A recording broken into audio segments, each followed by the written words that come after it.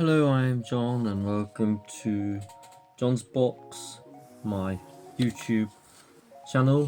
What the clips you just saw are from December 2019, almost 5 years ago, and so much has changed since then, as the UK is about to experience a political earthquake. Or is it? Well, according to the polls, it's almost inevitable. I'm here to talk about Swindon in the Politics of Swindon series that I've been running about the local council elections, and more importantly now the forthcoming general election to be held in just a week's time on the 4th of July. This is the first of 3 videos. The next one will be in a week's time on election night, and then finally the summary on Friday or Saturday after the election, when we'll know who will form the next government and who the Prime Minister will be. Just a little bit of background about myself. I lived in the town for 30 years. I'm currently living abroad. I've already cast my vote, which I sent off, and let's hope it can get to the UK before polling day. I've always been interested in the politics of Swindon. I used to be an activist for one of the parties. I'm not going to mention which party, and I've always loved numbers and statistics. So 30 years I do know something about the numbers in Swindon particularly. So in this video I will present the candidates for both Swindon constituencies, that's Swindon North and Swindon South. I'll look at the various online forecasts for both constituencies and try to predict their outcome. And first of all, I'd like to have a look at the national picture when it comes to opinion polling and distribution of seats. I've been doing my own statistics based on many other opinion polls just to give it a fair picture. This one's a couple of days old. It may be out by a lot or may be quite accurate. So what I'm predicting is the national picture, the average gives Labour a huge majority, but just with 40.5% of the share. That's more or less just a little bit more than Jeremy Corbyn had in 2019. Then you've got the Conservatives on 123, Reform at the moment just on 2, Lib Dems on 47, the Greens also on 2 seats at the moment, Scott Nats on 37, Plaid Cymru on 3, and the others being Northern Ireland parties plus the Speaker on 21. It could be Jeremy Corbyn wins his seat, and so does George Galloway as independent members, or rather candidates. I shouldn't say members of Parliament, because they aren't members of Parliament right now. So that's the national share of the picture. I'll just put it up. You can have a little look at that. That may not reflect what was published in the MRP poll, which came out yesterday. Let's just bulldog clip it there. Okay, just to begin with then, what sort of seat is Swindon, or rather the two Swindons? It's been described recently in the BBC Online article. I'll publish it, I'll put it up for you, as a bellwether. What that means is it's the seat which changes depending on who is in government. It has been described as one of the West of England's key election battlegrounds between Conservatives and Labour, and it's always a key indicator on how the country votes overall. In every election since 1983, when Mrs. Thatcher won a landslide, our town has consistently chosen MPs of the party which ends up in government, and who those MPs have been, you can have a look there. Since 1997, the town has been split into two constituencies, so Swindon North, Swindon South, or North Swindon, South Swindon. I think now they are referred to as Swindon North and Swindon South, and they which have continued in that form for picking the party which ends up in power. Now, just a little bit of history. The longest any MP has served for either Swindon as a single constituency or Swindon or the Swindons is approximately 14 years. So, and they are 2 from Labour and 2 members from the Conservatives. Francis Noel Baker, who was quite prominent in his day. There's a picture of him. I believe he was in the Labour cabinet. He served from 55 to 69, over 14 years. After him, shortly after him, was David Stoddart, Lord Stoddart, who died 2 or 3 years ago, who served 13 years, I do believe, just under 13 years for Labour. And then after him was Simon Coombs, who was the last Swindon MP, who served for almost 14 years, so he's slightly longer than David Stoddart. And right now, Robert Buckland and Justin Tomlinson have both served. I haven't got a photo of Justin Tomlinson, but they both served the Swindons since the 6th of May 2010 there. Most well known is the South Swindon MP, Sir Robert Buckland, who was Secretary of State for Justice and Lord Chancellor. Now he is just a backbencher.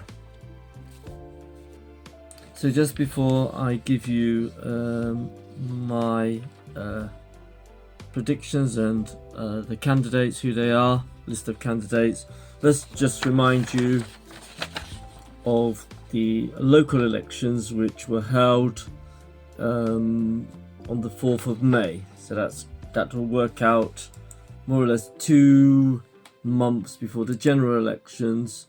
Things have changed, a lot has happened, for better or for worse. They say a week is a long time in politics, or rather 7 days is a long time in politics. Local elections, Labour polled 48.6%, with the Conservatives 14 points behind, and then you had the Lib Dems, followed by the Greens. Independents came in quite well, etc. Reform only fielded 1 candidate, if I remember. The turnout was just below 32%.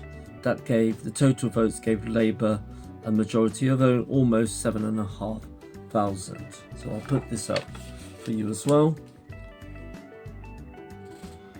Now I'll come to the list of candidates for North Swindon.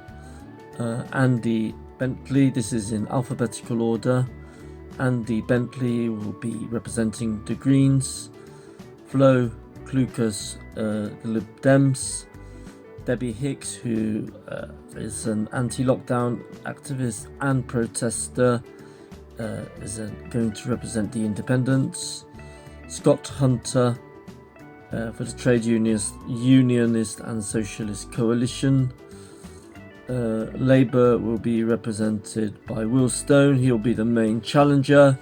He's a councillor in North Swindon Parish Council, and he formerly served in the army, and the candidate for the Conservatives is Justin Tomlinson, who is defending this seat with a 16,000 majority, which seems to be very safe in numbers.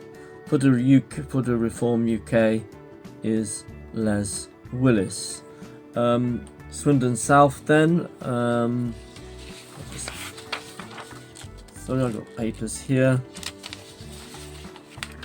For Swindon South then, for Labour it's Heidi Alexander, who used to be an MP, was in Labour's shadow cabinet. She was MP for Lewisham East.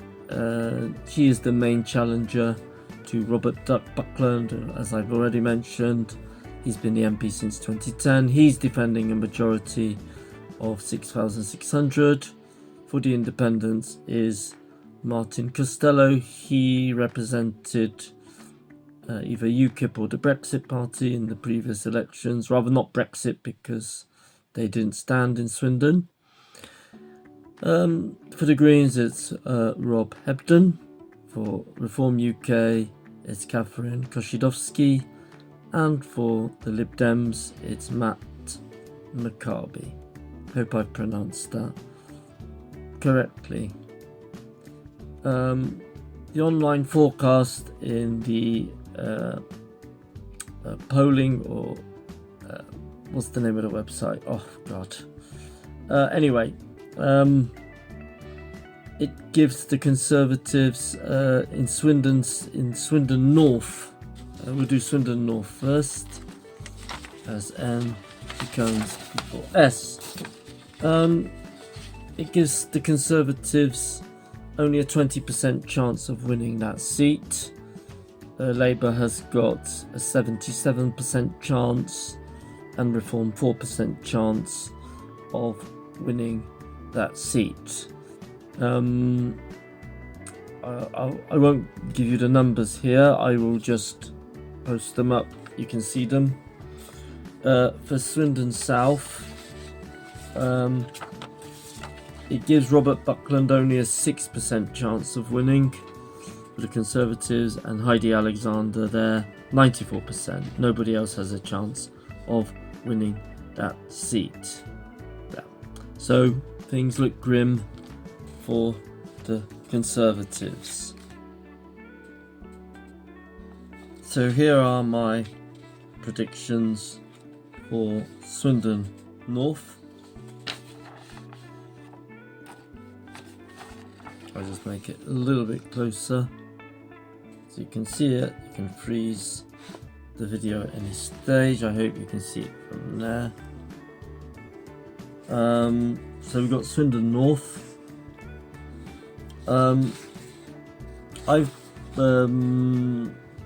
taken into consideration the fact that the Conservative candidate has served for a long time, is quite well known in the town, so that's obviously in his favour. Against him is his party's campaign and the opinion polls, the national opinion polls, and what's been happening to the Conservatives in their campaign, the unfortunate things that have gone wrong.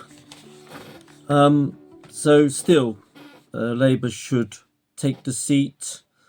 The swing required is 14.65%, but the swing here is 18.9% from the Conservatives to Labour. It will be a challenge, close challenge, but I think in the end, as things stand, Labour should take that seat. Their vote will be up by almost 8%, with the Conservatives down by 26%. Reform, I think, would poll here over 10 10,000 votes, about a 19% share. Nationally, I'll just take that down. There'll be papers flying everywhere probably in a moment. I think the Greens will get more as well. Some, let's say, some disillusioned young voters may vote for them rather than Labour. The Conservatives, obviously, to a greater extent, will lose out to Reform, as will Labour to some extent. I think Reform will take more Conservative votes, but they'll also take Labour votes too, and that's in both constituencies. The Greens, who did quite well last time in this constituency, will increase their share as well. As I mentioned, they'll get young disillusioned Labour voters, perhaps Lib Dems going over to them. In actual fact, the Lib Dem vote will be squeezed due to tactical voting factors. Many of them choosing to go for either Labour most of all, or perhaps, as I mentioned, some switching to the Greens there, but mostly to Labour there. So that's the outcome of the Swindon North constituency. Now, compared to the national picture, that's Labour have got fewer than the 40.5. Conservatives have got more than in the national picture. So have Reform. In nationally 17%, here they got 19. The Greens are more or less what they've got nationally. The Lib Dems, who've never performed well in Swindon, are down on the national picture too. Okay, Swindon South then. That's the next one. Here is my predicted outcome. The seat should go to Labour. Let me summarise. Again, I hope you can see the information. So I predict Labour's share will be 47%. Turnout, by the way, here is 64%. Turnouts will be lower.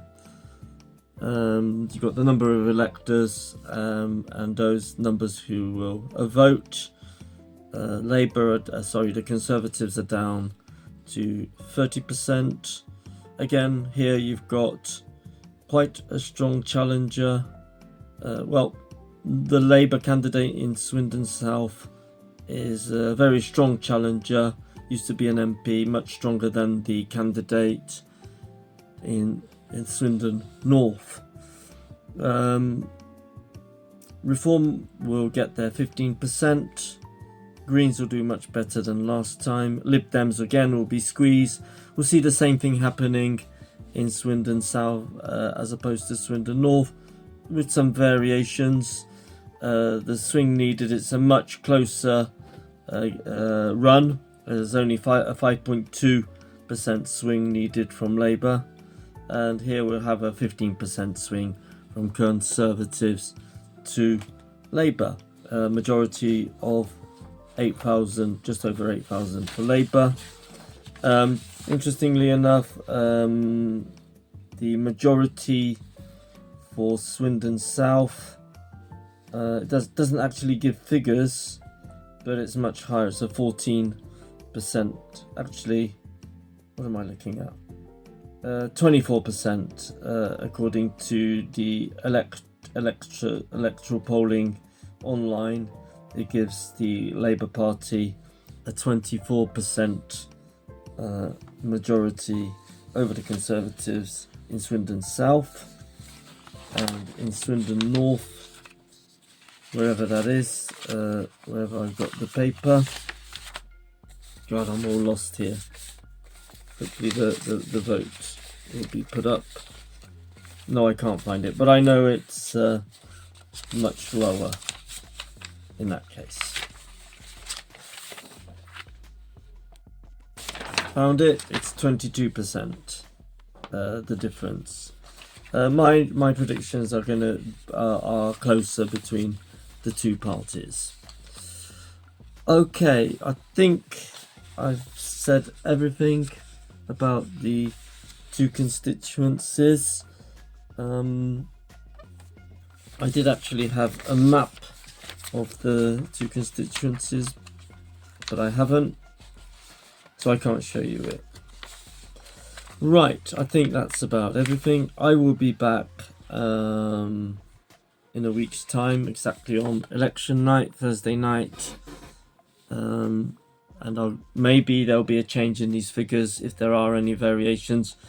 If, for example, something goes drastically right or wrong, could swing the figures. Sometimes the figures do change before the general election, and the outcome is completely different. We saw that in 1992 in the national picture. So I'll be back again next Thursday, just to talk about the situation in the country, in Swindon. Maybe there will have been one or two debates happening, local debates between the candidates. I'll be looking that up online. I'm physically unable to be in Swindon. So that's it for the first of the Swindon General Election special. Don't forget to support my channel for more videos like this or others. I do appreciate every like, every sub, and everything else, and your comments, because the best content is your feedback. Of course, if you know more, or if you want to make a prediction, feel free to comment. If you disagree with what I've said here with the numbers, make a comment. That's it. Hope you liked what you've seen, and I'll be back again in exactly a week's time. Bye for now. Thank you.